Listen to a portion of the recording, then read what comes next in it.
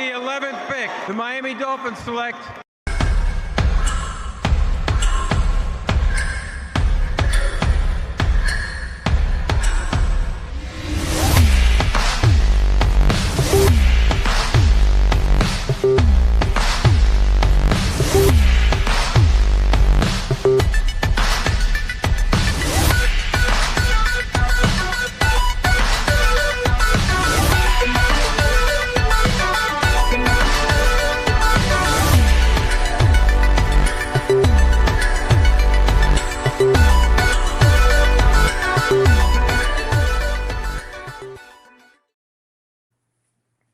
Hey, what's up, everybody?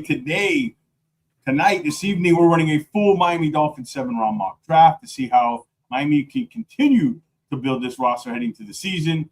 One of the biggest questions now is the impact of Malik Willis in the quarterback room, what it means for the direction. But even the bigger question, can the 2026 draft take this roster to the next level? We'll break down the Malik Willis impact. We'll look at the draft options as it's always changing, roster needs, and we'll finish the show, obviously, with our big full 7-round mock draft. But we got a bonus joining us to help us break it all down. NFL Draft Insider from PFSN, Jacob Infante. He's back in the war room. So, fellas, let's dive into the war room. How's everybody doing? Jacob, Jason, good evening. And Jacob, thank you for joining us again. No, totally. I mean, I appreciate you guys for having me. It was a blast last time, so I'm excited to, run it back. And, yeah, we got a lot to talk about. Yeah. And fans out there, we have the #1 ranked, in my mind, pro wrestler / mock drafter on the planet in Jacob Infante right now. Wow. That's high praise. I appreciate that. Thank you. Of course, my dude. Appreciate you being on again. We're going to have some fun. Absolutely. Yeah, so let's start with the quarterback room and the move made there. Jason, I know you want to start off with that. Yeah, obviously, the Dolphins made a big splash. One big splash on a lot of little tiny ripples, but the big splash was quarterback Malik Willis and the signing of him. What are your thoughts on it, and what does it bring to the table for the Dolphins now going into the draft? Yeah, so it's pretty exciting, honestly, from an outside perspective. I mean, one, I like being able to root for Malik Willis and him not being on the Packers anymore. I can always root for a nice comeback turnaround story. So the fact that he's no longer on the Packers makes that a lot easier for me.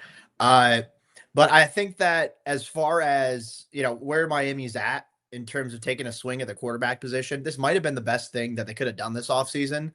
I mean, outside of Fernando Mendoza, I'm not really sold that there's anybody you could take in the first round that would have been worth it to step in right away. With Willis, I mean, you have it's a very small sample size based off of what he did in Green Bay.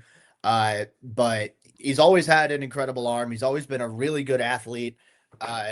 And you see some of the, the improvement in terms of his accuracy and his decision-making in this, the bits he's had in Green Bay. I think it's a relatively low risk move with a high upside from Miami. And I think that you're seeing so many of these quarterbacks, these days where, you're looking at like a Daniel Jones, Sam Darnold, Baker Mayfield, where they've all resurrected their careers from being, draft busts or draft disappointments. And then they go somewhere else and then they turn it around. And then it's just a matter of, different coaching or, having more time to develop that gets them to turn around. I think Willis is, to me, by far the best candidate in terms of who's going to do that this year. And you look at it too, like Willis, as far as the quarterbacks who are going to be starting this year, the veteran quarterbacks who are starting rather, Willis is the second cheapest, not on his rookie contract. And the only one cheaper was Jacoby Brissett. I have a feeling the Cardinals didn't expect that he'd be their starter in 2026 when they signed him. That's just the way the cookie crumbled for those guys. So I think that Willis, like I said, it's a low risk, high reward move.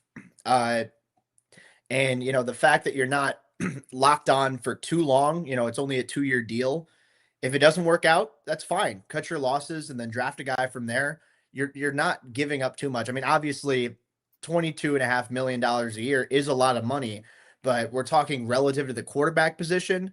I think that it is relatively low risk. So I like the move for Miami. I think it was the best move for them to make. If they were moving on from Tua and, evaluating all the options, I'd rather that than take Ty Simpson in the first round. I'd rather that than, I don't know, try and some of the other free agent guys that were out there this year. I think it should be very interesting to see how it all plays out.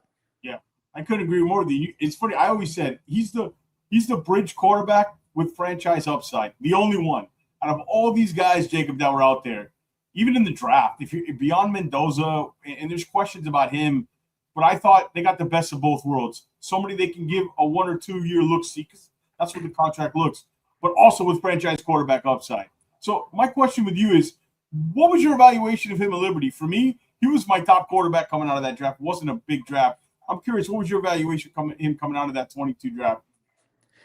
Yeah, I'm in the same boat. I had him as my QB1 in that class. I was surprised that he fell to the third round when Tennessee took him.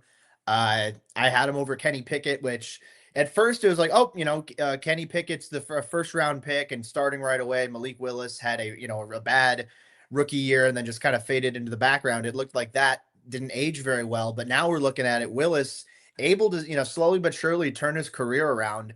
And I think you're starting to, at least in Green Bay in those spurts, you started to see him converting that upside into something legit. I loved the arm talent. I thought he had the best arm in that class. There were, you take a look at the 2022 QB class wasn't very good. But you had some guys with strong arms in that class. So, compared to like a Matt Corral or a Desmond Ritter or something like that, where, it's guys where, they didn't end up panning out in the NFL. But when they were coming out, they had pretty strong arms. I thought Willis had the best in that regard, and I loved what he brought to the table as a runner. I had him as he just fringed on a true first round grade for me. I think he fell slightly below that, but he was still my top quarterback in the class. I bet on upside with him over Pickett. As of right now, it's looking like, that might turn around and that might end up being a good take. So, with us betting on the potential with Willis, I always thought, okay, maybe the ability to look past the first read was a work in progress. The ability to make decisions under pressure as a passer was a work in progress. And, there's some times where, I think footwork got in the way and you can, overshoot some of his receivers sometimes, but all the physical tools were there, and there were some really intriguing flashes of, especially down the field, some of that deep ball anticipation. So I think you saw a lot of that in Green Bay. Unfortunately for my Bears, we saw it twice. I in 2 of the games that Malik Willis played where it was against the Chicago Bears. And again, like I said, I didn't want to, I didn't want to have to root against him, but it's the Packers. Being a Bears fan, I can't justify that. But from a pure, like non-biased perspective, I thought that there was a lot to like there, and it should be really intriguing to see how it turns out because, I liked him a lot coming out of Liberty, and now you're finally starting to see some of those tools come to fruition. Yeah. You got something there, Jason? Yeah, no, I think you hit it nail on the head there. Moving off the quarterback scenario, since we last had you, Jacob, obviously the combine, a lot of things have changed potentially in the top 10. How do you think that things like, the offensive lineman or, Ruben Bain's arm length or anything like that could shake up the top 10 and how it affects the Dolphins at pick 11? Yeah, so I think that's going to be interesting to the point where I'll start with Ruben Bain because you brought him up. I think that I still feel pretty confident he'll end up being a top 10 pick. I don't think he'll be the top edge rusher off the board now. So probably David Bailey from Texas Tech will end up going ahead of him. Arvell Reese, if you consider him an edge rusher, will probably go ahead of Bain too. But I think you look at that stretch of Commanders, Saints, Chiefs, Bengals. Those are 4 teams that's picks 7 through 10. They all need edge rushers. And it's a very valuable position. I think, obviously Bain, the arm length hurts him in his evaluation, but that's not a complete disqualifier because you look at how powerful he is. You look at how refined he is, his quickness off the line of scrimmage for, a bigger dude like that. So I think the positives far outweigh the negatives with him. If he's there at 11, run away with that pick, and make that selection easy money.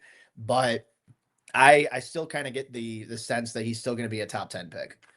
Real quick follow up: if he does fall to 11, and also one of those tackles falls in, Miami teammate Francis Malagoa or Spencer Fanu, where does the Dolphins go? Because it would be really hard to pass up on one of those really potential generational or franchise lineman tackles.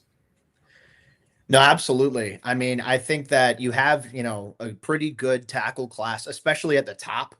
I think Miami's really going to benefit from the fact that there's not a lot of day two value at tackle. I mean, maybe, you're looking at 43, maybe Maxi Inachor from Arizona State's going to be there, but I really don't think otherwise there's a tackle worth taking in round 2.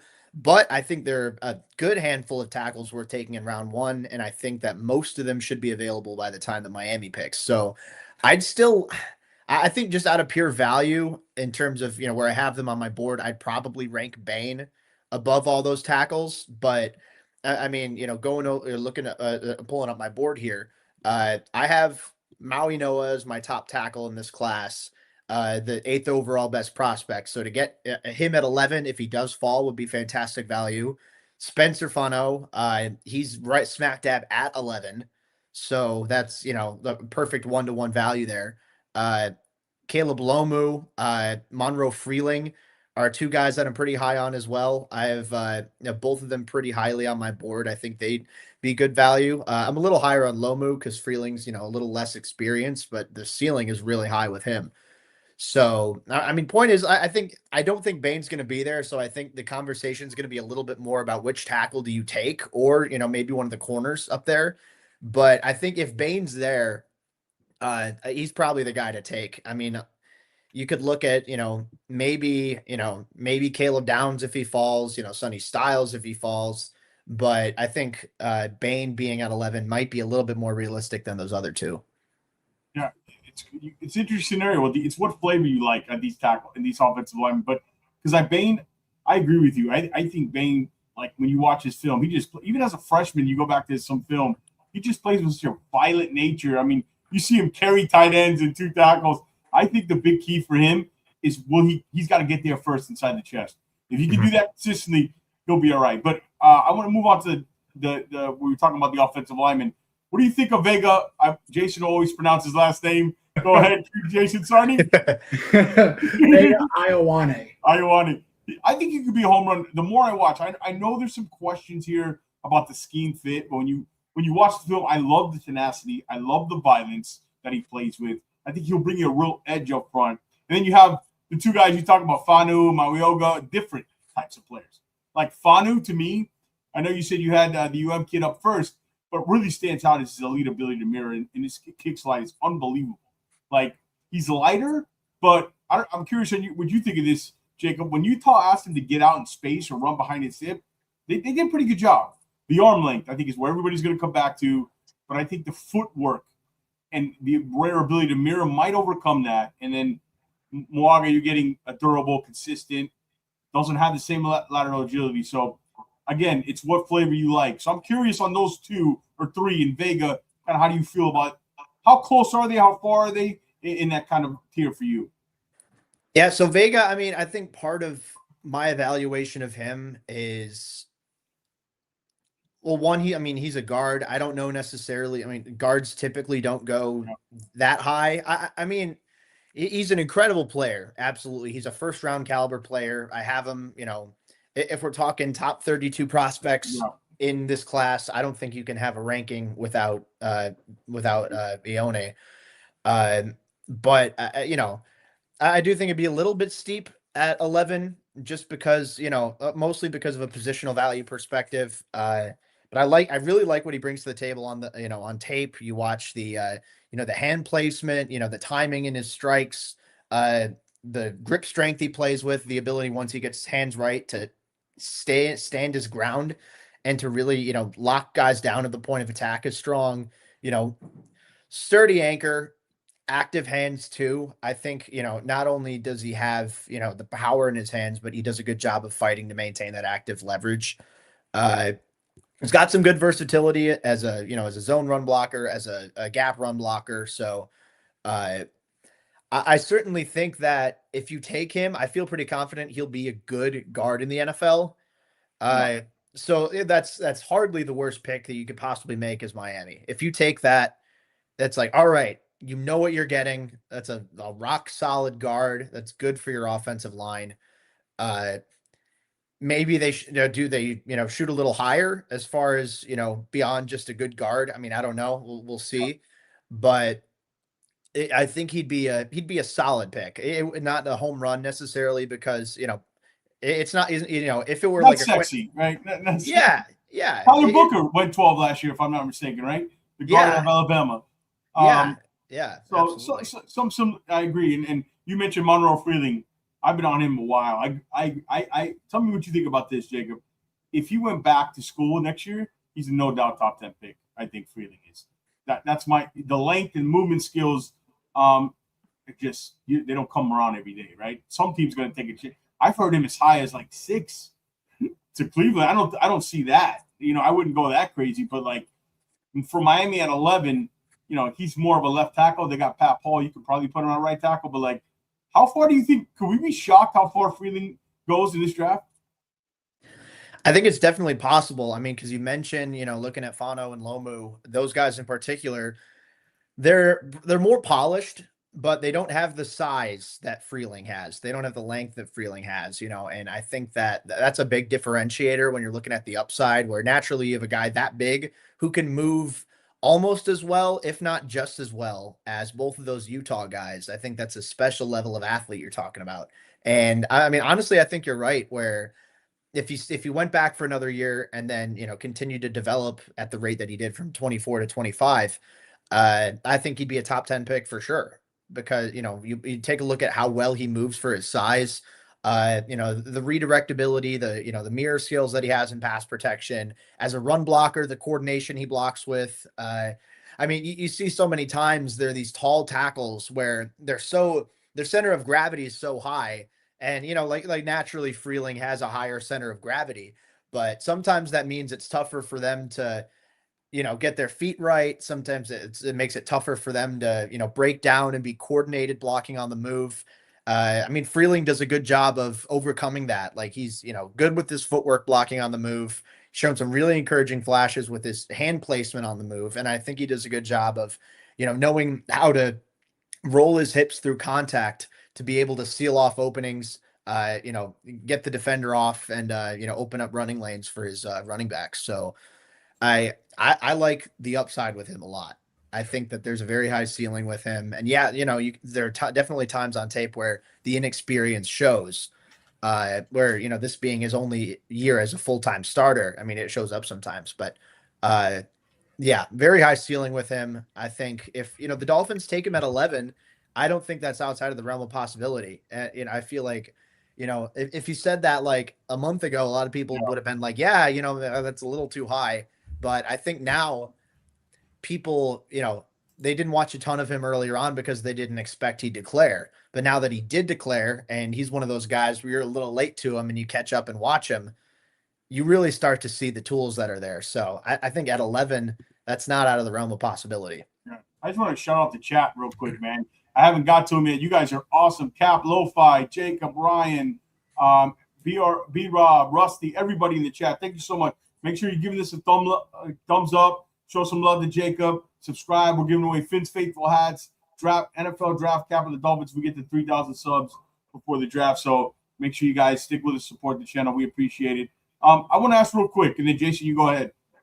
Just going back to Malik real quick, should that have changed their draft philosophy? Because I had thought of something when as soon as it happened, I was like, you know what? A little light bulb moment. I was like, all right, so we got Malik. He's basically on this 2-year deal. He has 1 or 2 years to prove it window, right?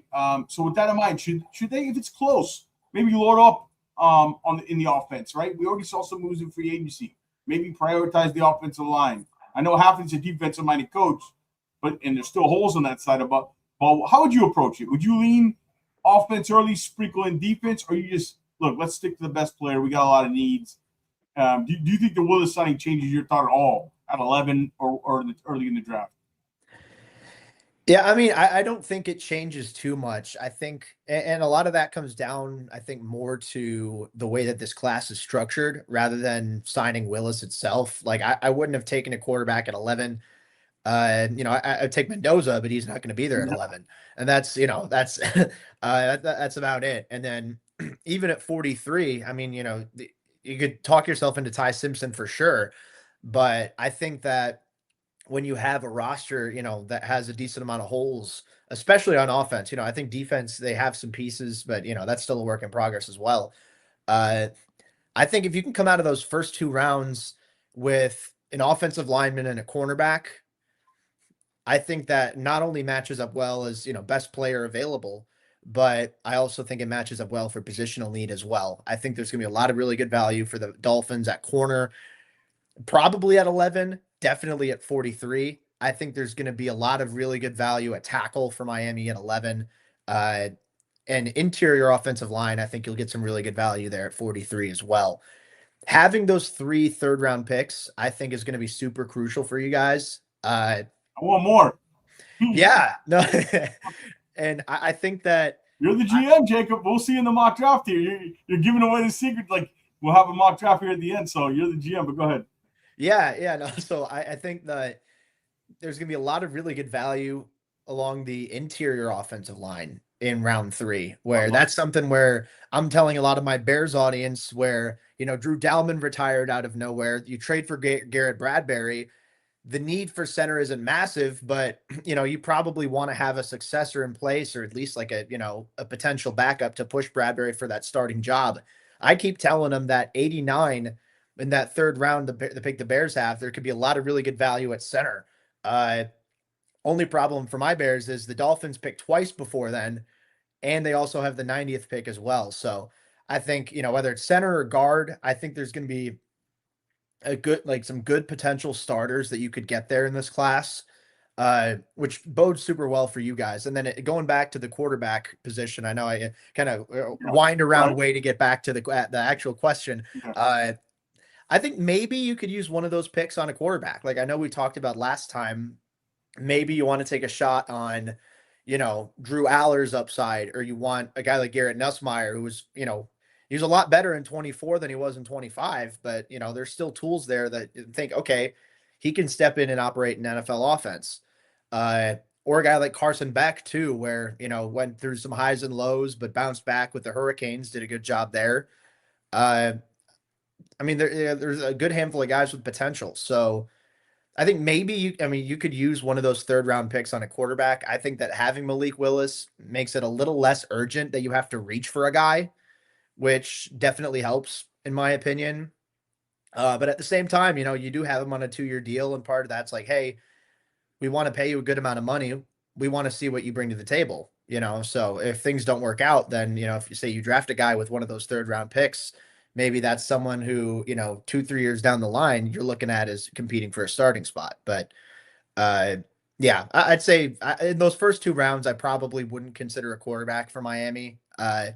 Maybe Ty Simpson, but I think even then, I think they're probably better off from a pure value perspective of, going elsewhere.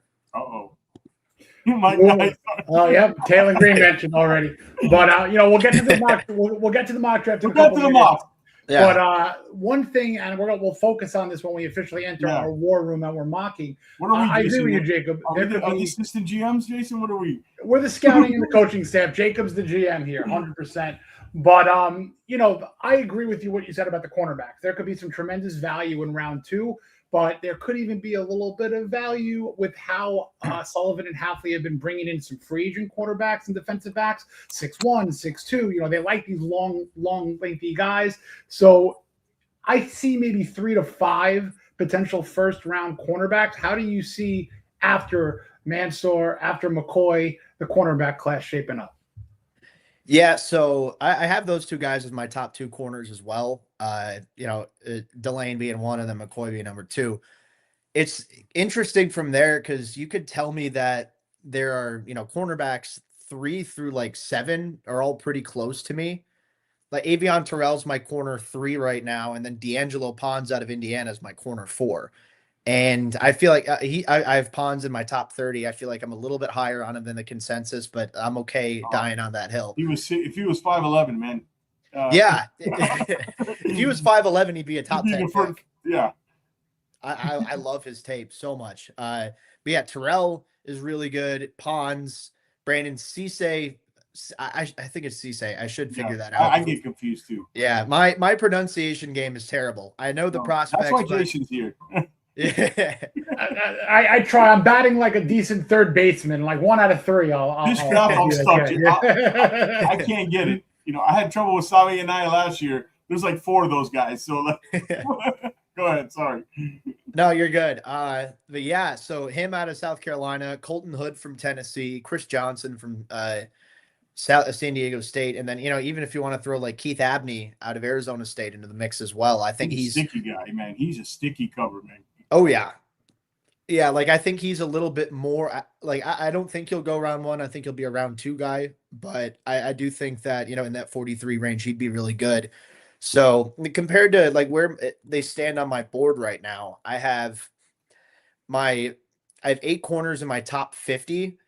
Okay. So in my top 43, as far as like compared to where the Dolphins are at, I have 6 corners, and then Chris Johnson and Keith Abney are just outside, but they're all in my top 50. So that'd be still be pretty good value, all things considered. So I think there's a lot of good value that could, at least on my board, from like that 25 to 40 range. But I do realize, maybe someone's going to go a little bit higher, or someone's going to go a little bit lower. Like, the draft is so unpredictable that I feel like there's a pretty good chance you can get a really good corner, just a good rock solid starter in the second round there for Miami. I'm going to one up you there. I agree wholeheartedly. But in the third round, and this is a tease here because I'm very excited about this. A little shameless plug. I identified 6 defensive backs. I have an article coming out on Dolphins Wire tomorrow. All above 6'1". Check it out. So if you can wait till round 3, and I'm kind of imploring for this purpose, let's maybe wait. There could be a couple of guys that if Jeff Hafley, who is a defensive backs-oriented, defensive-minded head coach, could mold. You got a couple of really good options in that 75th, 87th, or even 90th pick range. So we're gonna have some fun with cornerbacks. I hope. I'm sucking up to our general manager for the day here. Maybe we could pass on corners in the first 2 rounds. We'll see. We'll see what Jacob wants to do. I mean, you got the Julian Neals, the Will Lees, the kid from Ohio State. I'm missing some names. I mean, there's a bunch, and you named one who I'm considering. So that's Neal's right there. Neal's right. Devin Moore. I know Devin Moore's. I love Devin Moore for a long time now. But what if I was to tell you there's a 6'4", ultra fast and ultra athletic corner who could fit the bill? Did I name him? Not yet. Okay. We'll get there. Oh, I know. Is his teammate? It might be his teammate. We'll get there. There's 2 guys. So to Jason's point, and again, shout out to the chat. We appreciate you guys. Make sure you subscribe. We got Jacob Infante from PFSN.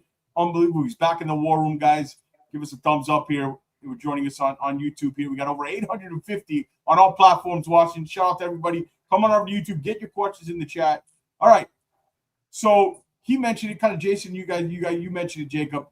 The 35 to 75. I love where this draft sits. I don't think there's a ton of difference, right? I think the linebackers, the safeties, and you mentioned the interior and offensive line. I got Pregeron, Basantis, Jalen Farmer. I'm curious to get your thoughts on him. I'm pushing for Jalen. That's your boy. That is Jordan's guy. All right.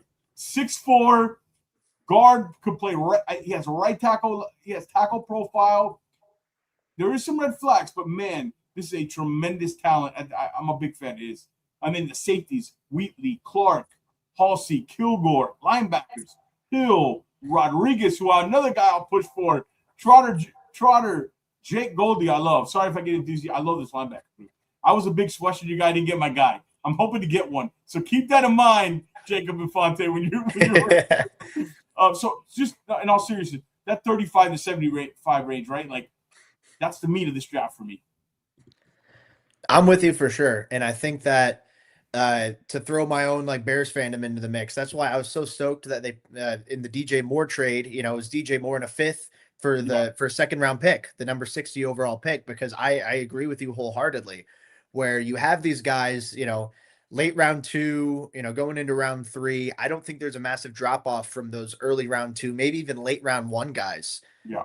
I think that, you can get a lot of really good players, like solid starting caliber performers at some of the positions you mentioned, like, safety and linebacker specifically. I think there's really good value at those positions.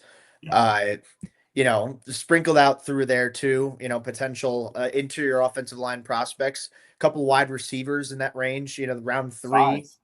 Yeah. that I think could be really intriguing as well, because not all of them are going to go round 1, like some guys are going to fall as, time goes on. But yeah, I think that's where the meat and potatoes of this class is, I think it's a good year for Miami to have 3 third-round picks, because there's a lot of really good value in that top 100. And what this class lacks in terms of like high-end blue chip talent, I think it makes up for in depth. So I think maybe not a ton of household names that are going to come out of this class, but I think a lot of rock solid starters that are going to make a lot of money in the NFL in this class. I could agree. And you mentioned wide receiver. I want to touch on that group, because, like, if there was a guy at 11 for the Dolphins, right? If they looked at their board and they thought, Carnell Tate's the best player, or Jalen Tyson, or Mekhi Lemon, who they're gonna have as a top 30 visit. Is there when you look at this, we mentioned the depth in 35 to 75. There's a lot of big receivers. That's why I'm a little hesitant. But you look at, I watched Jalen Tyson. For me, Jacob, if he wasn't hurt, the medical stuff, he'd be the number 1. I see CeeDee Lamb when I watch him. He's got unbelievable strength and body control. Carnell Tate, you see it in traffic. He's elite. He doesn't drop balls. He's top notch with that size. And then Lemon, I know people are down on him with the recent 40, but speed's not his game. Like, this guy comes in the league as a slot receiver right now. He's like one of the top. Like, he's that Amon St. Brown type, tough, competitive. Those guys, are they worth looking at, staring at, and saying, okay, there's a big drop off from this next group? Or do you say, let's hold off? Yeah, so I'd say that it's a pretty clear top 3 in this class at receiver, and it's all 3 of the guys that you mentioned. It's Tate, Tyson, and Lemon. I have it in that order right now. I probably want to watch like one more game of each of those guys before I like finalize everything. But I think as things stand right now, it's all really close between the 3 of those guys. I have Tate at 10, Tyson at 12, and Lemon at 13. So that just goes to show like how tight all those guys are on my board and how close those rankings are together. But I think that, I mean, we mentioned different flavors. I think that's what you look at a receiver, where, Carnell Tate's your go up and get it guy. He's someone who's, physical, has got a giant catch radius. He's someone who's going to box you out on the 50-50 ball and win at the catch point. Whereas you have somebody like, Jordan Tyson, I think, is a better athlete. And, you mentioned, some of the injuries. I think if he didn't have that injury, I think he'd be wide receiver 1, and I feel pretty comfortable with that. But now it's like, okay, is it going to be him or Tate or, Lemon in the mix?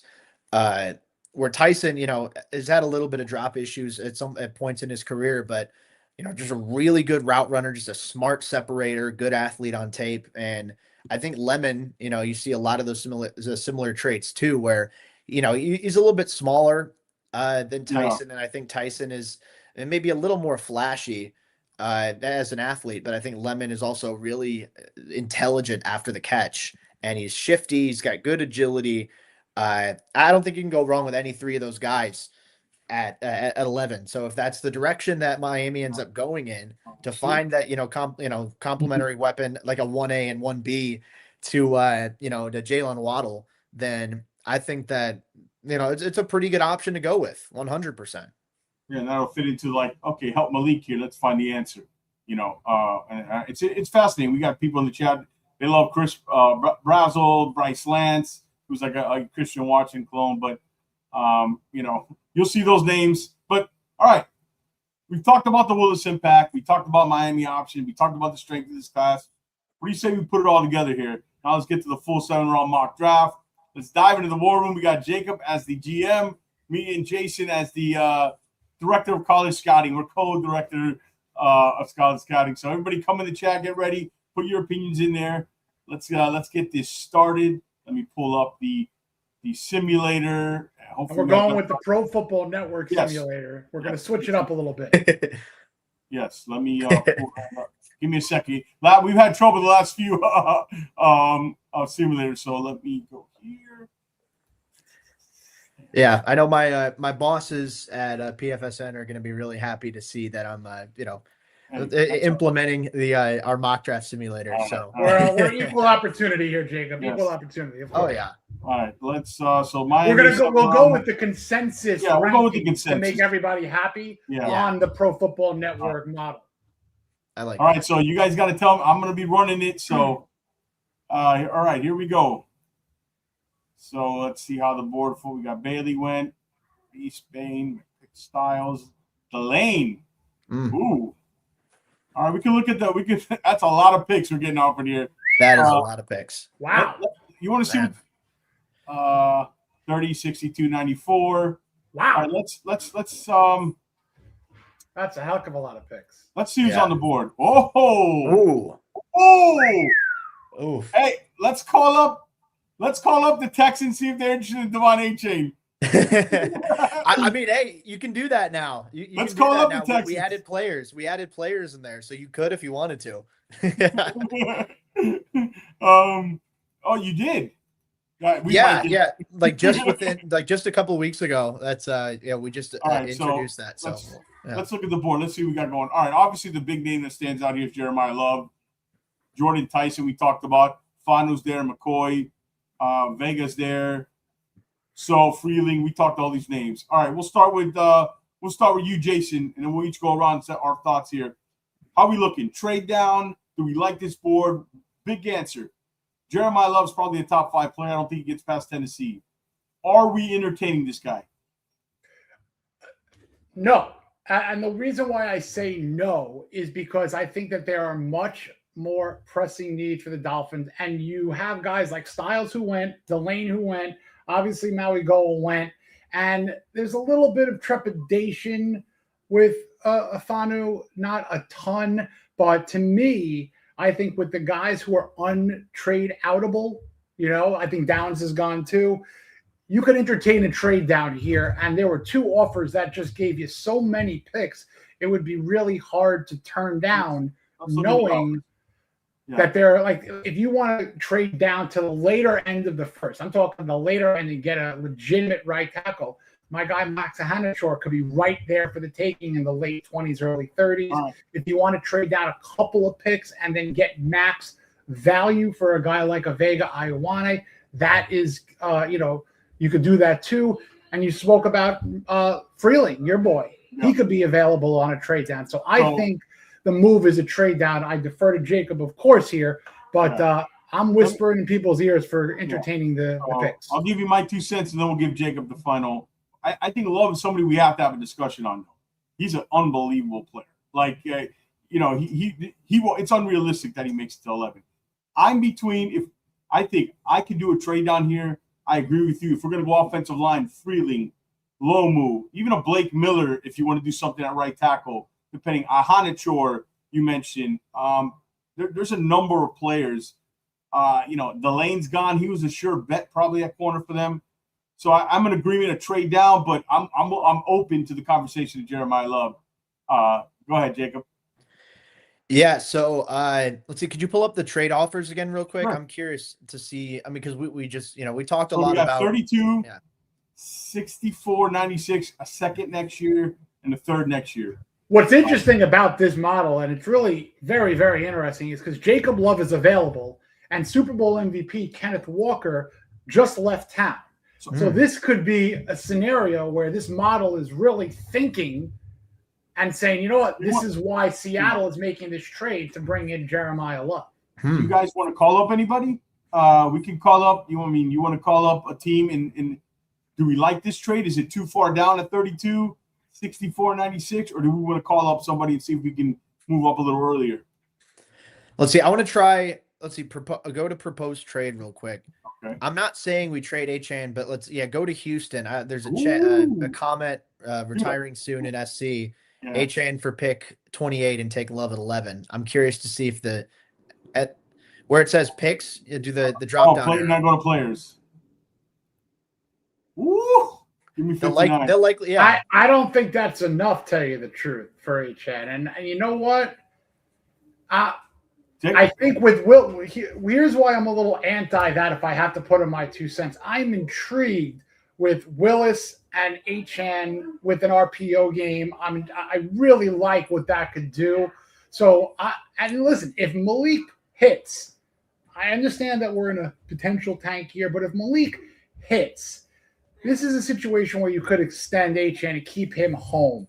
So I don't know. I think we go away from that unless there's like a Laramie Tunsil like haul, which I don't think is going to happen in this particular draft or anything. I would say keep HN around, and I entertain a trade back down and load up on the other. Someone used the phrase meat and potatoes in this draft. 3 more picks in that meat and potato area. Yeah. So Jacob, so let's look at the positive we do HN. Yeah. I'm going to be completely honest with you. If they offer me 28 and 59, I'm taking a hard look at this deal. I know their type. Devon HN is not their type. What's it look like in the room in the negotiation table? They know that. So 28 and 59, Devon HN, that means you get Jeremiah Love, you get your offensive lineman at 28, and you have pick 59. I would entertain it. Jason seems like you're against it, right, Jason? You don't want to move off HN, correct? So, I'm not going to fight if you two love it, but I think that this is not necessarily the draft to take a potential huge swing, export a top-end guy who's a multi-threat kind of guy. I know he's not the right Packers build, but this is also a guy who plays above his size and weight. I wouldn't get crazy here and trade HN. I'm open. Chat, what are you thinking? Would you take 20? I don't think they'll do the deal. Based on the simulator, do you think they'll do it based on that bar in the bottom? Jacob, probably not, right? Like in that range, it's really hit or miss. It can be like 50-50. Yeah. Like I've tried it a couple times. I mean, obviously, if you get to like that pretty close, like that green range, it hits almost every time. Yeah. But I think that's really hit or miss. We're going to give you the final call. Okay. We're going to give you the final call. Okay. If you need me to sign off, I'll do it. If you need me, if you need to be, if you need 2 and 1, if that, I do it. I'd be okay with it. Okay. I say for the sake of this, let's keep HN. I think that that's good value, honestly. I wanted to have some fun, man. Like 28 and 59, you absolutely have to consider it. Yeah. But for this go around, I'd say no. Maybe next time. Maybe next time that's something to consider. But I think for this one, let's just stick with what we. This is here's the point. I'm not like, whoa, I have to do this, but I'm thinking about it. And if you're not thinking about it, you're resetting the clock at that position with a special talent at running back. You have one already. You don't have to. You're not. The clock is read. You're not paying the extension. You're getting 2 picks. It's at least something to consider, right, Jacob? Like this is not something just to say. No, because he's still on HN. Like, this is a deal you would consider 28 and 59. I wouldn't do it for just 28. Yeah, no, I'm with you for sure. I think if you can get a late first and a late second for almost any running back, I think that's something you have to consider. Yeah. I mean, HN's an incredible player, obviously, and once the time comes, he'll get his big money. All right, so where are we at? All right, let's look at the trade offer. 32, 64, 96, a second and a third. Do we want to call any other team up before that? 32 is low, right? But you're looking at an offensive lineman that tier of Blake Miller, a Hanachor, maybe somebody else, or do you want Vega and go down 15, 16? That's what I'm thinking. So that's a discussion we all three have to have in the room right now. What's the difference between Vega and maybe Afanu versus those other guys? I'll start with you, Jacob. Let's see. I mean, because I'm looking, there's a lot of round one value that I like, but 32 from 11 to 32 is a really big drop. So I don't want to go. I don't think I want to go. Jason, you said you don't mind going that far down, right? It's intriguing, but I would make a call to Pittsburgh because Pittsburgh has a lot of picks. They're also loaded in the middle of the rounds. So I would call. I still want to get Vega and see if they can give us value there. I want to come out with Vega. That'd be I would my agree goal. on getting Vega in the mid-teens. If there's a trade partner in Let's either go, let's Minnesota, Detroit, You or want to call the Pittsburgh, Jets? Let's call the Jets. Hold on, actually, I have an idea. I think Okay. let's try Kansas City actually, because I saw Ooh, Casey. they want They, you- Okay. they traded back. It looks like with I think that's Tampa. What do they So got? I mean, well, actually, Let's get 15. well, no, I totally they have Kenneth Walker. Never mind, they wouldn't move up for Love. Who needs it? What about the Commanders? They could use a running back. they signed a couple, but no one they who don't would have be anything better like than no Love. Yeah, big names. you're right. Yeah, no big names. I think Let's call up. You want to call up Washington? Call Washington. Yeah, let's give that a shot. See what they want. This is fun, man. All right, 17 yeah. and 50. Yeah, try that for 11. See what it says. We probably have to throw something else. See if they would take it. Yeah. All right. Okay. We can throw something else. We can get it done probably. Yeah. Like if we throw them like a 4th or a 5th, maybe. Let's see, 17, 50. We give 11, and I would throw him the 151 and see if you can get 209 back. it's my quarterback pick. Ooh. All Okay. right, let's I try. like that. That's better. Ooh. They don't want that. We'll go one more shot. We'll give them one more shot. Let's see. I'd say one more. Let's do the same thing, but without 209. Okay. So just the one 17, straight up 50, 11, and 151. Yeah, just that straight up. ooh, Oh, really? they don't want. Call up the Jets or the Steelers. Those would be two Let's call teams the I'd Jets. target because I'm worried Vegas is going to be gone. I think the Jets are a team that Okay. might. Remember, they lost Tucker. So Yeah, that's, yeah. you know, all right, That's true. let's call up the Jets.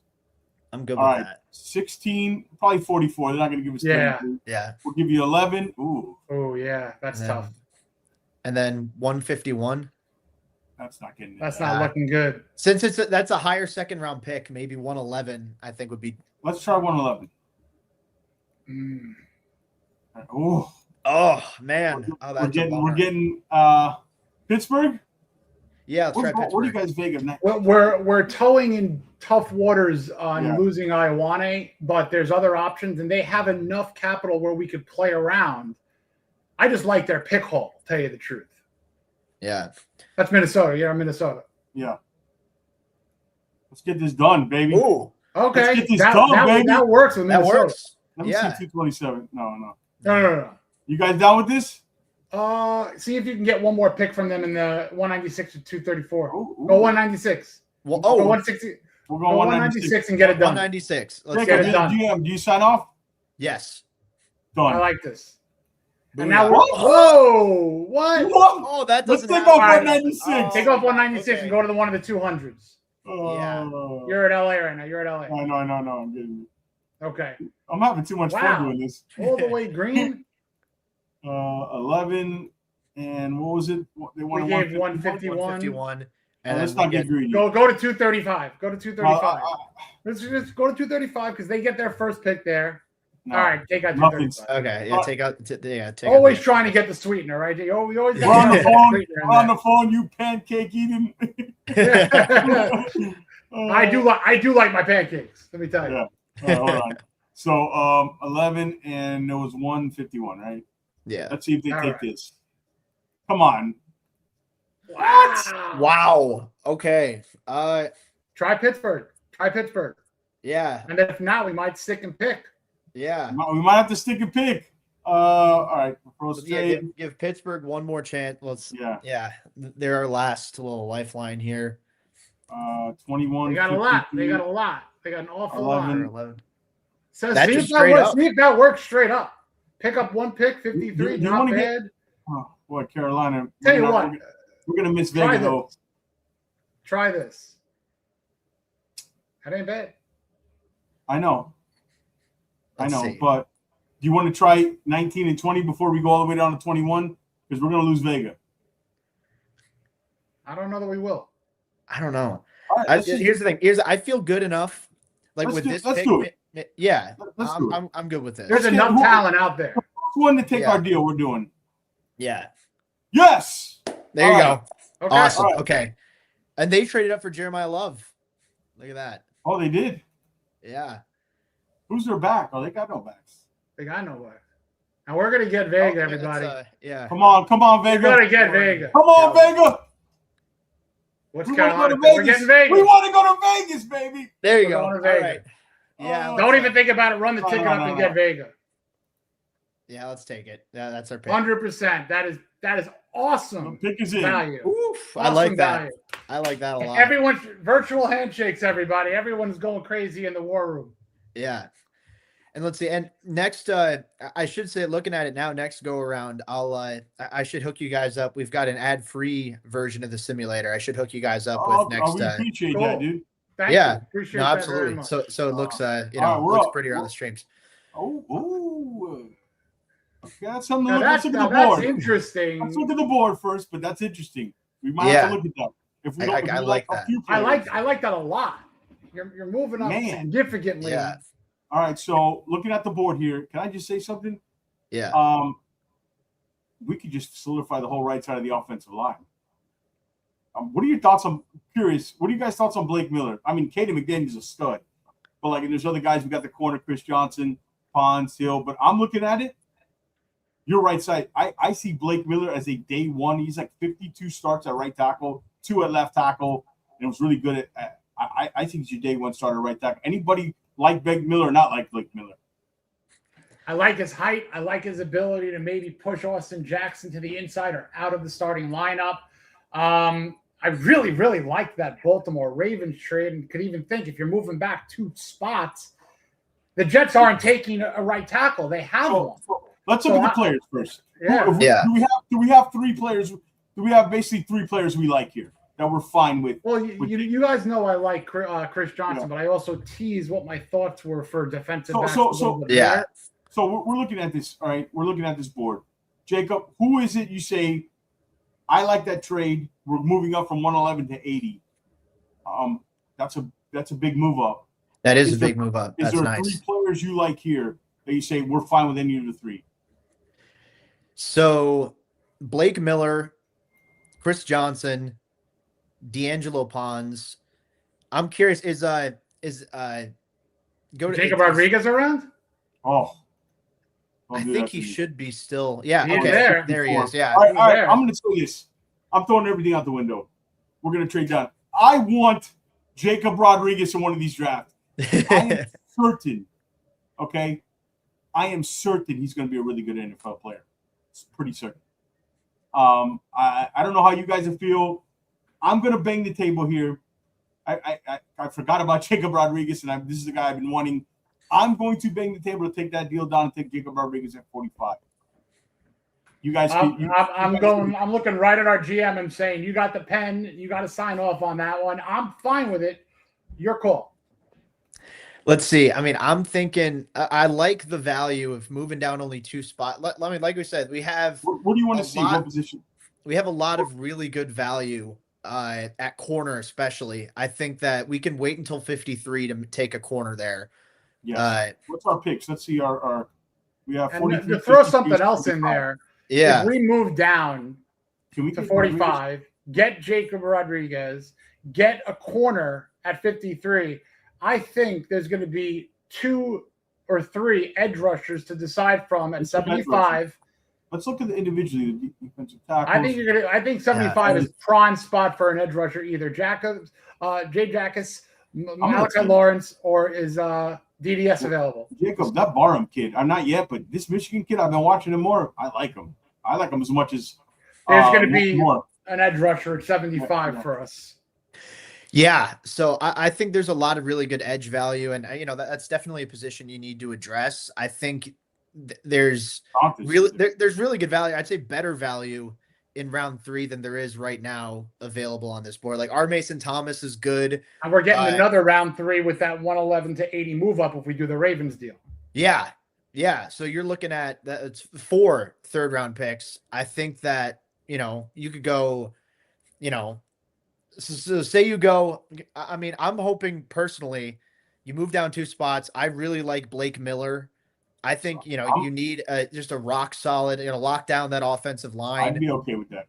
I will never complain about my team drafting offensive linemen. So If we I'm take, good to trade let's say down. we move down and we take Blake Miller. Let's look at the rest of 53. If Rodriguez there, we take him, then 75, we get the corner. Yeah, and I think that if Rodriguez is gone, you got to consider we safety. can You got to pivot, consider Jason. safety. We could pivot to corner or say or another or edge. Yeah. I mean, look, I like number one, the trade down with the Ravens. I think is too good to pass up because you're improving 111 to 80, and we I said agree. that sweet spot. And then if we're choosing between Miller, Jacob Rodriguez, or my first instinct was win. Blake Miller.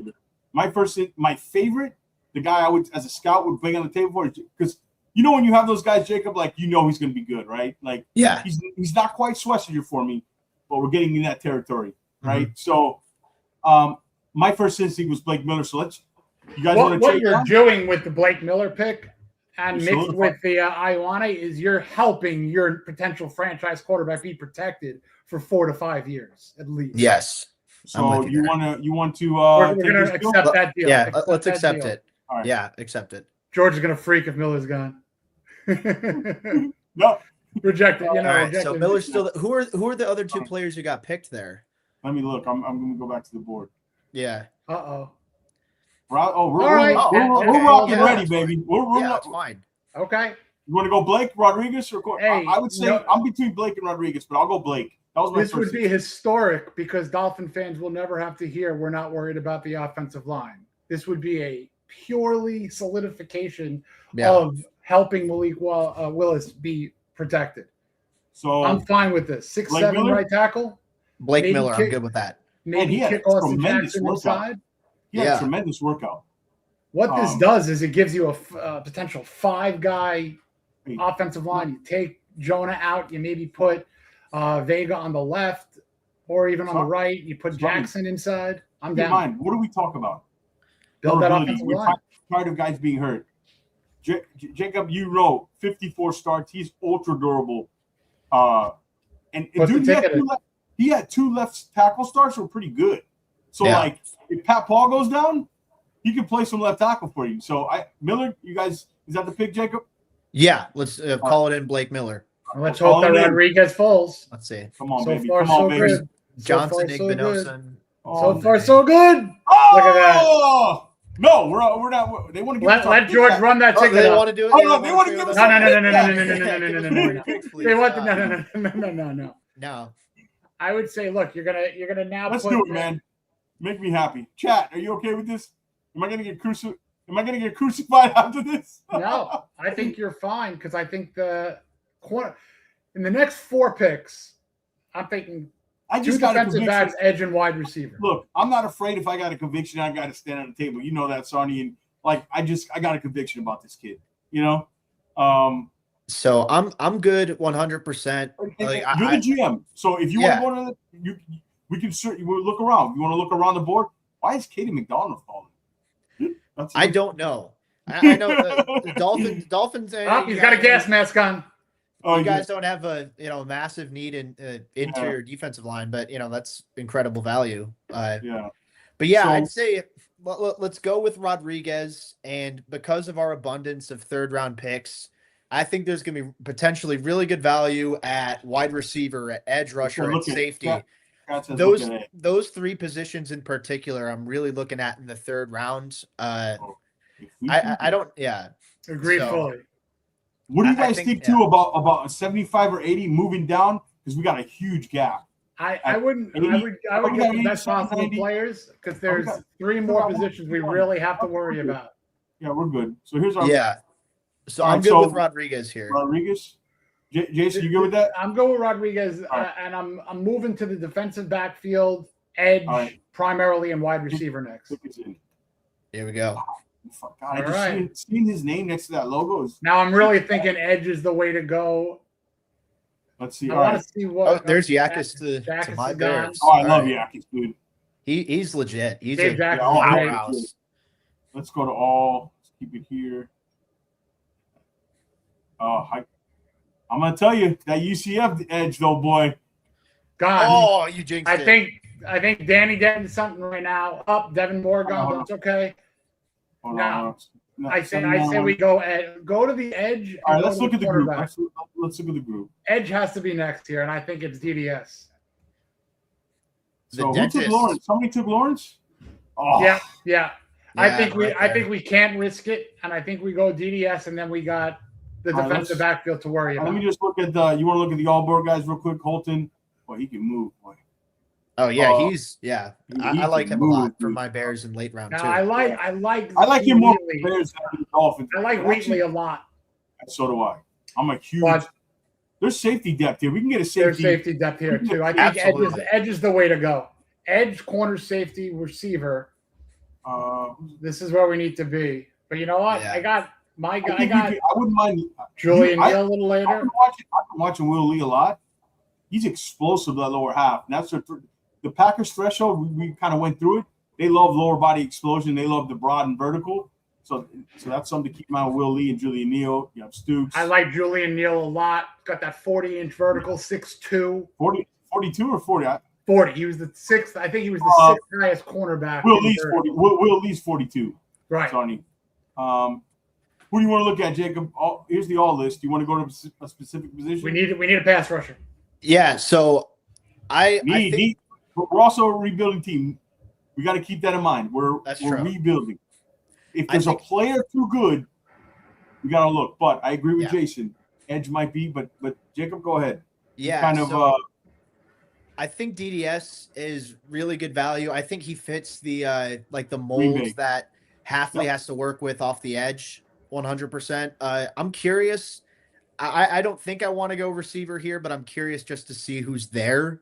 I'm curious too. Just because I anticipate that's a move that we're going to make later in the rounds. Oh, there's going to be choices later. Oh, yeah. So here, what picks do we have? What picks do we have at the receiver?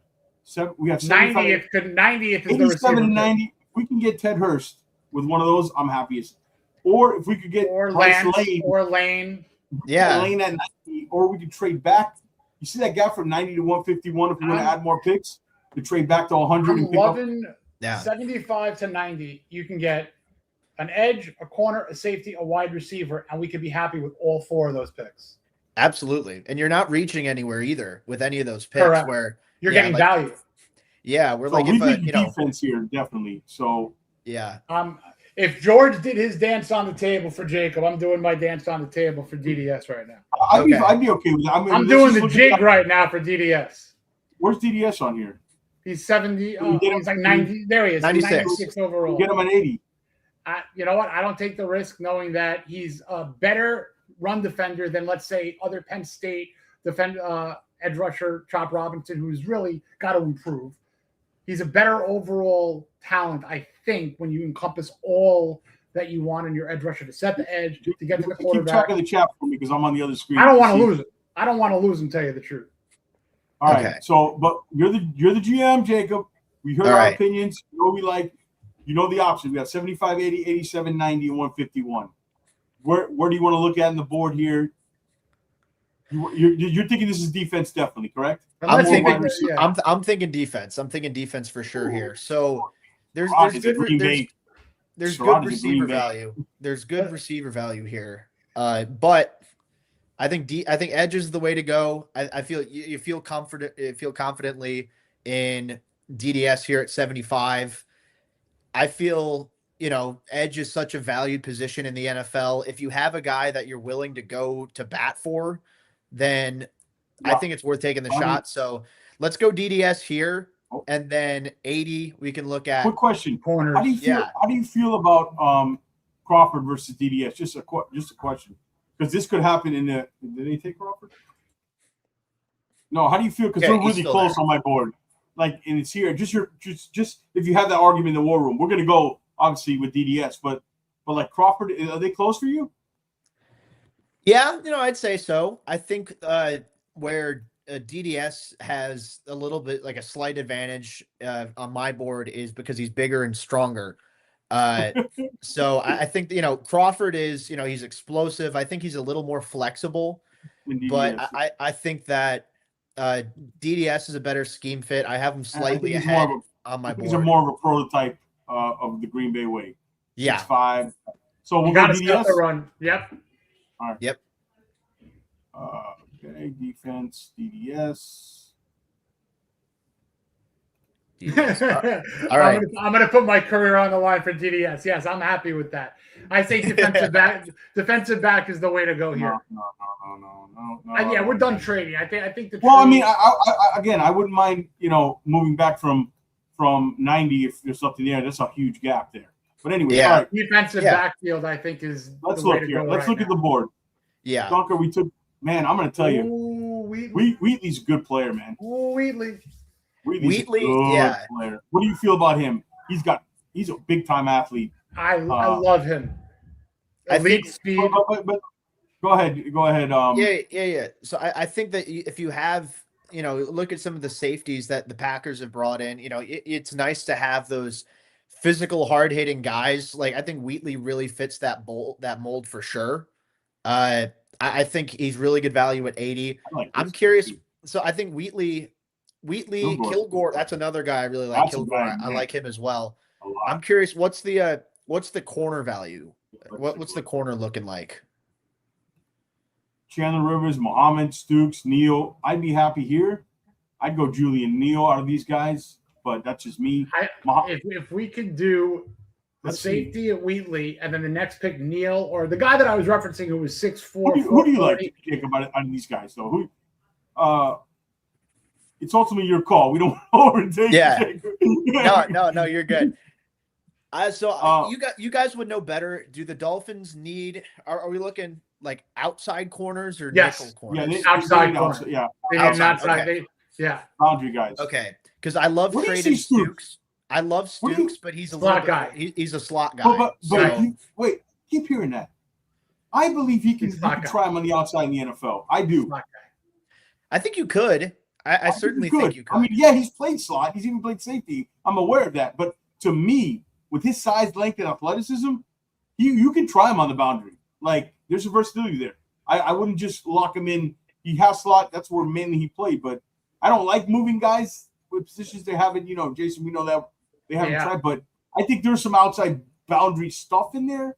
But, yeah, you draft him. If you're playing it safe, he's an inside slot. But do you think there's a chance he can get some stops on the outside? I certainly think so. I think there's a high ceiling with Stukes, whether it's as a true nickel or you have him as a safety. And I think he's going to move around regardless, wherever he ends up getting drafted.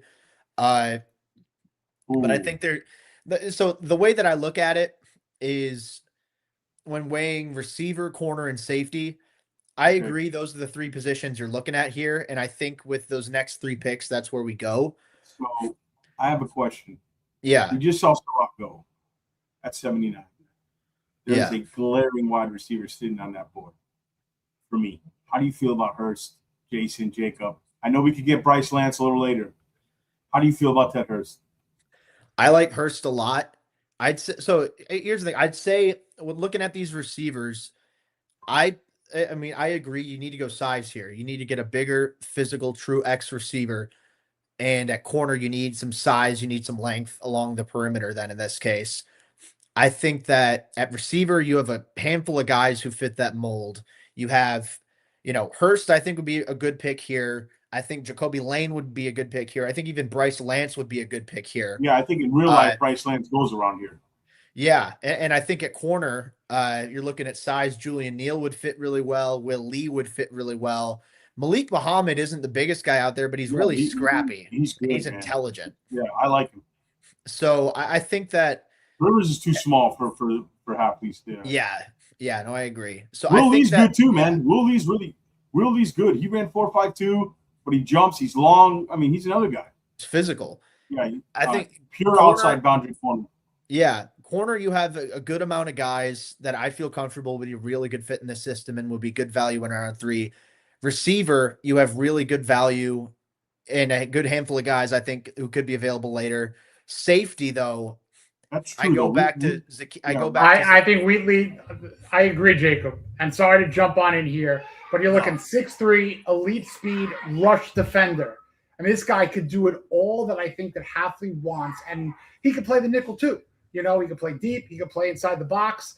I think Wheatley, and I'll tell you what, George, I will guarantee you in one of our next 2 picks, we get one of those 3 big receivers at a big corner. Who do I have rated higher if I'm looking at my board, right, who do I have rated higher? It's probably Wheatley. But we did talk about wide receiver. We got to get one of these bodies there. I think, what do we have, 87, 80? There's a guarantee the next 2 picks will have one of those 3 receivers. I agree with Wheatley. I agree. I don't hate Wheatley. 80, 87, 90. Wheatley, corner, receiver with those next 2 picks. Yes. I think we do that. Yeah. Agreed fully. Wheatley's – I'll be honest. They're all in the same tier. 670 to 75, Wheatley, Hurst. These guys are all in the same tier of player. It's about what you need. I think by this board, you're probably right. We go Wheatley, and then we get corner or receiver in the next 2 picks. You guys good with that? This plays really well with that. Yes. BPAON, best player available of need, safety, major need, and the height, the speed. One day I'm going to take need out of Jason Sarney. One day I'm going to take need out of Jason Sarney's vocabulary. Never. One day. Never. Never. All right. Love you, Sarney. All right. We'll go with Wheatley. Yep. Lock it in. You guys good with that? Sarney's good with that. You're good with that. All right. Thrilled. And look, Genesis Smith just went. Kyle Lewis, Dunker. Okay. All Guys right. still on the board. Let's look at the corners and the wide receivers. We're down to that basically. Yeah. All right. Let me pull it down so you guys can see. So Rivers, Muhammad, Stooks, and Neal, all the guys are there. Wide receiver. Hurst, or I'm here, Hurst. I like Lane. Man, I like Lance still. I'm not as high on Lane as maybe, Jacoby Lane as everybody else. But it's what do we think is going to be there at 90? The receiver, there's one that stands out to me at the top here, Hurst, and then there's, for me, Lance. What do you guys think? I'm looking at that. I feel like Dad Dean in our chat is gonna lose his mind if we don't take Hurst here. I think, I think Hurst, and I like Lane too, but I think compared to Bryce, I think Bryce Lance has better raw speed than Lane. Yeah. That makes me think like, okay, there's a higher ceiling there. And Hurst for that matter, but Hurst, he led FBS the last 2 years with 20 receptions and more. He just looks the part. But I'd be okay with Lance too. Jason, what do you think? I've been doing a lot of dancing on the defensive side. I'm going to let you guys, if you really love Hurst here, I'm fine with it. I have the utmost confidence that we'll be able to get. Listen, we'll be able to get one. Okay. Yes. We'll be able to get one of these I got guys. Neal as my number 1 cornerback on the board right now. Move a little bit further down. Go to the corner. Move a little bit further down. I love Takaro Davis. If we can get one of those guys in the next pick or two, I'm thrilled. So if you want to go receiver now and then Julian Neal at 90, I'm confident. I'm loving it. This is your pick, guys. No more moving down. I would say no more moving down. We've done enough trades. We've done enough trades. We're not getting enough value on a trade to move a couple picks down. You're getting a 5th What's round. the difference between Julian Neal and Dalen Everett and Charles Height. Davis? Height, Size, vertical, and athleticism, physicality. Carl Neal Davis? Well, Davis, we can get a little bit further down. You could even We double up with that. We have 150. I would stick and pick. Get your receiver. Let's get Neal at 90, and I think we're doing great. Okay, I think Hurst. You guys pick the receiver at 87. Yeah. Oh, Jacob's the one's gonna. You got final say, Jacob, on all picks. Okay. I don't want to. We said that I don't want to come here and take over the draft. but I like Hurst. You know what I mean? Yeah. And I think we can get a corner at 90. There's a bunch of guys. There's Neal, Stooks, Will Lee. If even Neal went, Will Lee's good. Muhammad you could take. So what do you want? What do you want here, Jacob? So I'm looking. I think we go receiver. I think we take Ted Hurst. I think you have the. I think there's compared to Lance and Lane. I think there's more promise as a route runner. I mean, he's still a little bit raw, but I think that he shows he can attack leverage points through stems pretty well, and you can see some of that footwork. I mean, granted, at the group of 5 level, but he's a good athlete. He's got good size, good ball skills. I think Hurst. We got 150 people watching on all platforms. Guys, make sure you're hitting that thumbs up, subscribe. Shout out to everybody watching. Yeah, get us to 3K for the draft. We're giving away Finn's Faithful hats. I have people DMing me about this. Draft caps we're giving away. We got Jacob Infante in the house running the draft. Me and Jason kind of dancing on the giving table in the background here. We're giving them a hard time. We're making it hard here. All right, so my pick is hers. I know, Sonny, you won't care if we take hers here. You guys are all you guys right now in this pick. So you want to go corner or you want to go Hurst? I say let's go Hurst, and then we Okay. can figure out corner with our next pick. All right. Corners, Jolly. No corners even went. So Boom. Okay. So we got Julian Neal, corner. I think, is the guy right here. I mean, Muhammad's fine too. Gosh. Muhammad's fine too.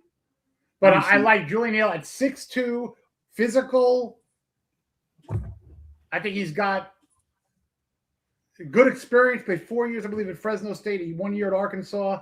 I like Julian Neal here. I'd be okay with Neal, but I'm gonna tell you, Malik Muhammad is very hard to pass up here at this point. That's just me. Like, that's me. But I'd be fine with Neal. But Muhammad's so silky smooth, man. Really smooth. But I'm fine with Neal. I'm going with the height tiebreaker, I feel like. Yeah, Those 2 inches, I think, could be big. What's Muhammad? 6 feet. 6 feet. So he's in the threshold. It's Well, not you small. know. But one thing I Muhammad like does the have, physicality in Neal. 32 and 3/8 inch arms Muhammad has. 4'4", 39 inch vertical, 10-10 broad jump. Oh man, he's good. I'm okay with Neal. I'd be fine with that. I'm not, Jacob's the GM. He's the I'm final not say. like, look, I'm not in love with Muhammad that to the point where I'd say, I like Neal's height. I like his size. I like both of those guys.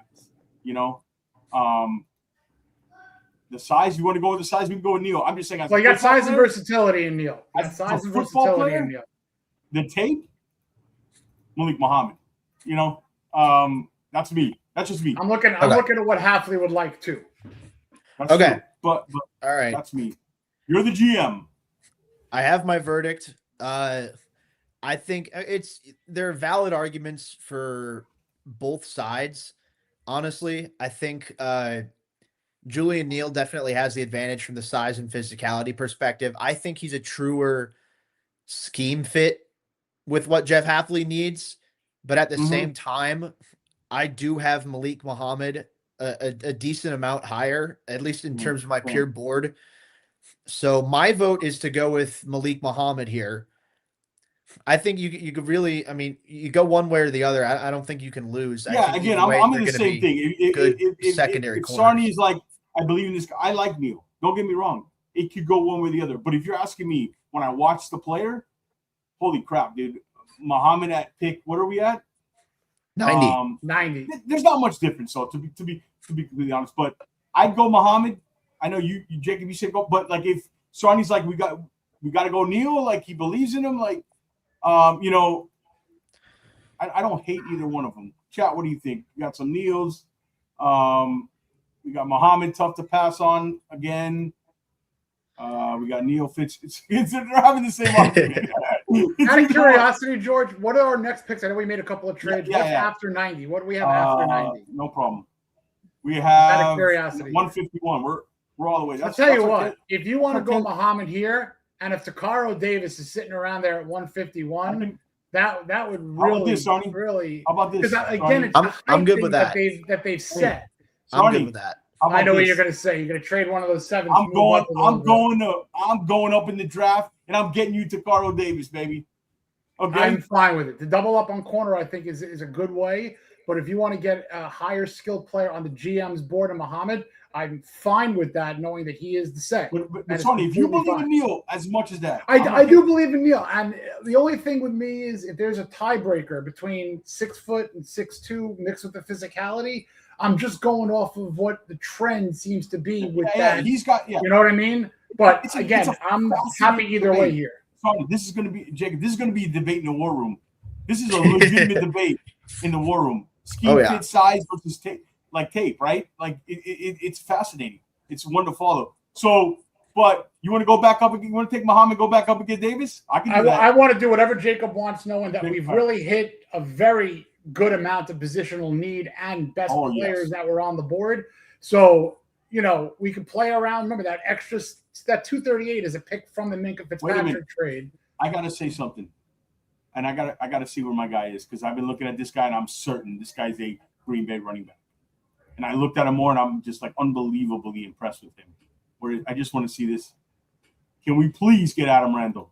Mm. Well, that's going to be 227 maybe. Oh, Yeah. I'm moving up, bro. I'm giving up. I got to get this guy. Receiving. This guy is a receiving background. Dude, 1,281 all-purpose yards, 814 rushing, receiving big frame. He was a former receiver. Green Bay's threshold. This looks like a Green Bay running back.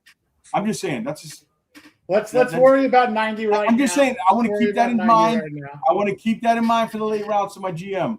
I got to talk to my GM. All right, or swing tackle. All right. So this is what I think They're to going do. to Muhammad. You want Muhammad? We're going Muhammad. Let's go Muhammad, but let's pause as soon as it hits the 4th round, and then we can figure out, are we moving up for Tacario Davis or Julian? Yeah, we'll stay on the corner list, right, and see how that looks. Okay. All right. So that works for me. Take that Muhammad. works for me. I'm going to stay on the corner list. Yeah. See who the other corners are that go off the board. Where's Jalen Green? All right, Stooks. Stooks just went. Rivers, I would pause it right now. I would pause it right now. Pause it. We got. Pause it. All right. Where is he? So both guys are still there. Both All right, let it go a little bit. Let it go a little bit. Let's go a little bit. Yeah. Let's wait till one of them are off the board. Who's the two guys we were looking at? Neil's gone. Neil's Okay. gone. Neil's gone. All right. Let's call him Detroit. All right, let's try and trade up for Tacario Davis. 118. Probably we'll give you 151. Nah, it's gonna have to be I'm gonna have to give you a pick next year, bro. I don't know. I don't want to give up a third. That's too much. Yeah. Let's try 238. 128. Oh, they don't want nothing. Let's keep going down. He's still there. Like, all right. Okay. Yeah. Let's keep going down a little bit. Hopefully, you guys know. Yeah, we can wait a little bit. There's Bryce Lance. Keep it on. As soon as If the Cian's Prysic will be my fallback here. Masses, okay. He's the next one up. We gotta go now. I'm gonna cut a deal with the. I'm gonna call Sean Payton up. Let's call Sean Payton up. Broncos, yeah. All right. 135. We'll give you 151. Oh, they don't want to do any movement here. All right, do that. Fifth next year. You want to throw some green pick? Just that, yeah. Oh, yeah. Sure. If you can get 237. Yeah. Give that a shot. Yeah, let's try that. Let's go, baby. There you go. Get your guy, Sonny. We got your guy. Resume draft. Here we go. I told you, Sonny, I'm going to deliver. I told you I'd deliver for you, Sonny. There you go. That's a friendship right there. Best of both I love it. Yeah. 6'4", 4'1" speed. Love it. Love it. All right, who's the other picks? Can I get my quarterback? I think if you put together a draft like this, it's not the end of the world if you don't come away with a quarterback. Agreed. Hold on. We have, what is it? Is it 2 more picks? 2 more picks, I believe. We're not 3 more. That's right. We got another one. Okay. Where's Sam Roush here? Oh, boy. Yeah. I think we got a long way to go. Hey, let's try to move up some of these picks. Let's get up a little bit. What do you guys think? Let's see. Where are we at right now? Go to draft results. We're at 151. Our old pick. Okay, let's give it like 4 or 5 selections to sim past, and then pause. Let's go to all. Yeah, because I like Roosh a lot. I think he's an incredible blocker. 6'6", 257. He also tested really well. There's more in the passing game there for him. Yeah. Oh my God! All right, yeah. All right. Never mind then. That checks out. That'd be such a Ravens pick. Can we go get my quarterback? What do you guys think? All right, Aller's gone. Let's give it a couple more picks. I think. And Caldwell. Caldwell's a really good dude. Yeah. I'm not moving up for him necessarily. No. If he's there in all right. It would be tough to move up anymore without dipping into next year, and you already did that once. So I think we're in a stick and pick mindset now. Yeah. This is a mock draft. Nobody's gonna remember. Well, next then year. I don't think they accept the 7th round. Look, Look, they have 2. They're gonna want to move back. They got 2 picks. They just took their quarterback. We did a lot of trading so far. It's fun. All right. Want to keep the semi-realism. All right, let's see. All right. No resume. quarterback. Let's resume. Yeah, I think. We made a lot of trades. Good trades, fun trades. Oh yeah. If it's semi-realism, you go off a different board. You know, you're my own board. You know what I mean? If that's realism. That's just my opinion. All right. That one Caldwell. Also, the Ravens took 2 tight ends in round 5, so they got Roosh and Tanner Kojal's. How about this? Let me see something. I can't help. GM, I'm sorry. I'm going to try a deal. Will you allow me to try and see if I can move our both 7s to move up? If you want to do that, that's totally fine. With whoever, or you don't want to do that. I don't know. We've had so many picks to where I'm not. Okay. I'm not pounding the table on. If we do move up, I'm not pounding the table on. Oh, we have to have those 7th rounders. So if that's a guy, I agree. But I'm just. But if you guys think that's too much, we'll go. So I just don't think a team's going to take the 7th pick to move up. Let's see. Okay, hold on. Proposed trade. Let's see. Proposed trade. Let's see if Dallas. If we give them all the rest of our picks, that's the only way I would do it. I all 3 of them for this one, and then take Taylon Green, and then go home happy. Oh. Ooh. Okay. If I do that, would you do that? Give it a shot. I mean, ask for 218. But wait. We don't want to. How many guys have we drafted so far? We need to condense our draft. I think like 9. Yeah. 9. We got like 9 players. Let's do it. You guys do it? Yeah, we have a deep class, a lot of contributors. I feel fine trading up for. That's why I was okay when you said that. I was okay because I knew we're gonna give away multiple picks to get one. Yeah. You know? Yeah. I mean, I think we netted 9 Ronnie, players. you okay with that? Yeah. All right. Yeah. Jacob?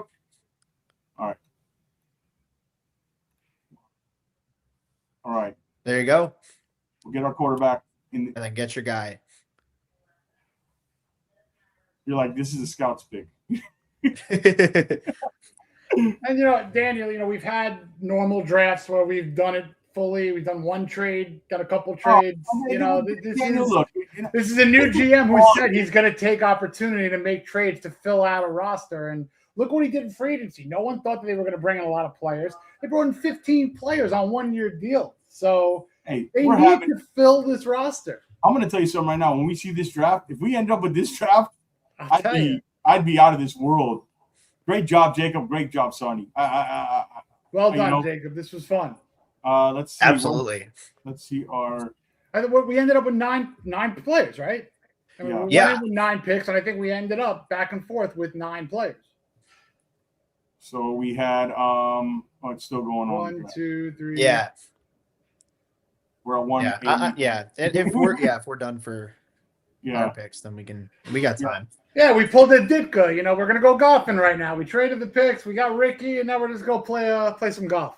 Yeah. Well, we can look at our picks here. We can actually a reference for some old hats out there. We can actually look at our picks. That was a really good let's count them out. Right, 1, 2, 3, 4, 5. So we got Vega, Blake Miller, right side of the offensive line or left guard is done. Jacob Rodriguez, DDS, the dentist, the K. Wheatley, the safety, Ted Hurst, Malik Muhammad, Taylon Green, Takario Davis. I'm okay with that, Yeah. This was a solid haul. Solid haul. And the draft probably still cool. I mean, go ahead, Jacob. No, so I think you're looking at this draft class, and I feel really confident with those first 2 picks. You're getting high floor day 1 caliber starters along your offensive line, which I think you have a new quarterback, new head coach. Getting that foundation set is critical. So I'm a really big fan of that. Jacob Rodriguez, I think he plays like a bat out of hell. He's just a relentless, intelligent player. He moves really well in space. And then I think in those next few picks, you're betting on, there's a lot of upside for sure. DDS, incredible, testing athleticism, the size, the physicality. I think he's going to be a good, he can help out on rundowns right out of the gate. Zakee Wheatley is going to be a hard-hitting safety, the type of guy who's going to process quickly. He can cover in the box in the slot underneath. And then Hurst, you've got a tall receiver who can move, who's got, some good route running chops, dominated really well at the G5 level. And then those last two picks, you're talking Tacario Davis, who had really good tape before 2025. He was still solid, but tested out of this world. I think there's still a lot of untapped potential there. And then Taylon Green, you're taking a chance on Malik Willis, and you bring in a backup quarterback who's massive, who's incredibly fast, who has a cannon of an arm. He's as raw as the day is long, but I think you're also looking at a guy who can develop under Malik Willis, and he's someone you're taking a swing at. And if Malik Willis goes down, you can run a somewhat similar offense with a guy like Taylon Green. Yeah. No, it fits more of the kind of thing they're trying to do. And I say they're lotto tickets. I know there's issues, but he's a quarterback, man. I think he's better. Like, I thought he threw well at the combine too. It wasn't bad. I've seen Richardson, like, for example, Richardson was horrible throwing at the combine, I thought Green was okay. I don't know about you, Jacob. I thought he was okay at the combine throwing wise. Yeah. There's definitely, like rough around the edges, but I think you can you see the way that the ball zips off of his hand compared to some of the other passers. Like, you can see his arm talent is on a clearly a higher level from some of the other quarterbacks in this class. And, again, it's those flashes of touch down the field that you see where it's like, okay, that's why I think, for people who don't have the time to watch, all 22, to watch the film on these guys, that's totally fine. It's not normal. I feel like, not every single person does that, but you can look at the highlights and be like, all right, this is what this person can do. And watching someone's highlights, you're not going to see, all right, their inconsistency. You're not going to see what they're bad at. You're not going to see, anything like that. But you can see the flashes of what can be. And I think Taylon Green has as good of highlights as just almost any quarterback. Like, I think Mendoza, obviously way more consistent. Simpson, way more pro ready. You could argue better, grades on Nussmeier, Aller, Beck, what have you. But Green's a really high upside addition. So I think that's worth taking a shot on it at the very least. Yeah, I couldn't agree more. At that round and that pick, he might go higher than this, Jake. You think he's got a chance? I saw third round stuff, but I'm like, I don't think he's going that high. But, like, I think he could go in the fifth round, fourth round, where I thought he was more of a sixth round, like a month or two ago. Yeah. So that's I'm trying to see if the draft was done so we could pull up all our picks, but it seems like we're on slow, and we didn't pick last pick was 151, so there's a lot of picks that had to kind of. Oh, here we go. Okay, no, final board. We can go out on this. We can go out on this. We can go out on. Let me put it up. Let me change our. There we go. Camera. There's the final draft. Yeah, we came in with 9. We ended with 9. There you go. You got 7 in the top 90 instead of 6 in the top 111. I'm just going to put on record. Adam Randall will be a Miami Dolphin. I like Jason. Look him up. Seriously. No, I like the size. I like your hypothesis with the kind of guy that Green Bay likes to draft for the running back or they bring in. I like the more I watch, Jacob. I don't know about you, but like I the more I watch, the more I like. That's just a little. We'll probably get him one of our mocks, Arnie. You know what I mean? Oh yeah. So, and busy day in the office, and Jacob, I love this, and you see how passionate me and Jason are. Like, we're not. We know we go for our guys. We do research, so I know it's tough for you maybe a little bit to make the final decision, but I'm sure you go on some shows and they're like, oh, take whoever you want. We're like, no, we like our guys because we both do a lot of work on it. So we appreciate you coming on and kind of heading this thing because we respect a lot of your work. You do great work, Jacob. No, thank you. Overall, good draft. Vega, Blake Miller, offensive line set. We stood at the table for Rodriguez, the dentist, DDS, Wheatley, Hurst, Mohammed, We got the size. We didn't get Neal. We thought the better player on tape, and we compromised. Let's go get the size. A little later, we went up and we got quarterback Taylor Green. So it was a great draft, I think, overall. Jacob, every time we get you on, we only expect a certain time, but it's so good. But we're gonna get you out of here. Just tell everybody what you got going on, all your stuff, everything you got going on with your draft stuff and everything you do. Yeah, so definitely. So you guys can check me out on Twitter at X at Jacob Infante 24. You can follow my general NFL and NFL draft content over at PFSN. So that's profootballnetwork.com. And then if you're interested in my Chicago Bears content too, if you're looking for an NFC team to adopt as your number 2, I write over at Windy City Gridiron, the Bears SB Nation page over there. So I think that it was it's obviously a lot of fun. The first go around was pretty fun too, and this is it's a lot of fun to be on the show. Felt like we were in the war room. It felt like we were in the war room, didn't it? Let's do one 100%. More before the draft. Right before the draft. What do you say? We'll do game. One more. Hit me up. Yeah, we can figure something out in April. Yeah, right before the draft. Yeah, would love to come on again. Absolutely, you're fantastic. In the chat, thank you guys, everybody who watched. Phenomenal viewership. Thank you guys. Make sure you subscribe to the channel. Give us a thumbs up. Share it. Comment after when the show's over. What did you think of the draft? Liked it? Hated it? Give us a grade. Who would you take? Comment after the video. Bears and Dolphins combo. Lo-Fi. Shout out to Lo-Fi. Thank you guys in the chat. We appreciate it. All right. I think that's about it for Mr. Jacob Infante, for Jason Sarney, for myself, guys. Till next time, stay faithful, guys. We are out.